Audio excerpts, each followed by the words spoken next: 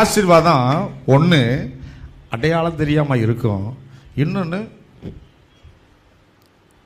கர்த்தர் அவனை ஆசீர்வதித்ததினாலே அவன் மேல் பொறாமை கொண்டார்களாம். என்ன ஆசீர்வாதம்? பொறாமப்படுகிற அளவுக்கு கர்த்தவங்களை அல்லகோலம் ஆசீர்வதிக்க போறாரு. வசனம் கேட்கும்போது பயத்தை மூட்டிட்டோம். என்ன பயந்துட்டு சரி, எப்பொழுதும் காலையில் எழுந்திரிச்சு நீ பாருங்க, அடையாளம் தெரியாமல் ஆசீர்வதிப்பார்.